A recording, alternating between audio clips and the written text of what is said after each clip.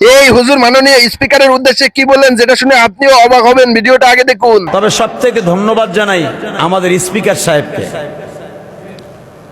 ওনাকে ধন্যবাদ জানাই। উনি মুসলমানের সন্তান, মুসলমানের মতো একটা কাজ করছে।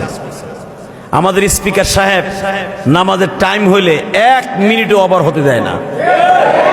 একজন এমপি বলছে এই বিলটা পাস করার পরে নামাজটা পরে পড়লে ভালো হয় না, উনি বলছেন নো ওয়েট, নামাজের জন্য, বিলের জন্য নো ওয়েট, নামাজের জন্য রেডি হন, কোন বিলের জন্য দেরি করা যাবে না, নামাজ কোনো ওয়েট হবে না, নামাজ এখনই হবে। এই হাদিসের এই আলফাজটুকু আপনি জবান দিয়ে উচ্চারণ করার কারণে আপনার বিবি তো মারা গেছে এই গত মাসে। আমি ওয়াদা করতে পারি আপনার বিবি মাপ পাবে, আমি ওয়াদা করতে পারি আপনার বাবা মা মাপ পাবে।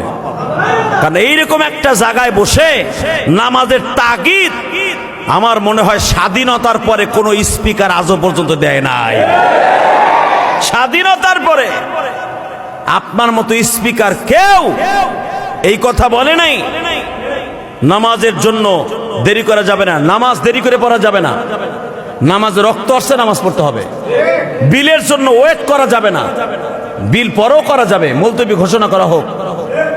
আপনি যে রসুলের একটা হাদিসকে রেসপেক্ট করেছেন, আপনি একটা হাদিসকে ভালোবেসেছেন, আমার আল্লাহ নামাজকে আগে পড়ো, কাজকে না বলো।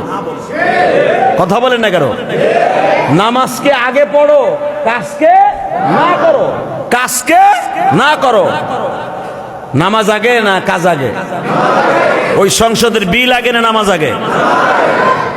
আহা, স্পিকার সাহেব আপনি জানেন না আপনার স্থানটা আলেমুল আমার কলিজায়, এই নামাজিদের কলিজায় কোন জায়গায় যে পৌঁছেছে। আপনি যতদিন বাঁচবেন এই সংসদে, এই পবিত্র জমিতে, ওই পবিত্র সংসদে আপনার নাম সবার অন্তরে থাকবে। এই ভিডিওটা সর্বোচ্চ পরিমাণ শেয়ার করে সবাইকে দেখার সুযোগ করে দেবেন।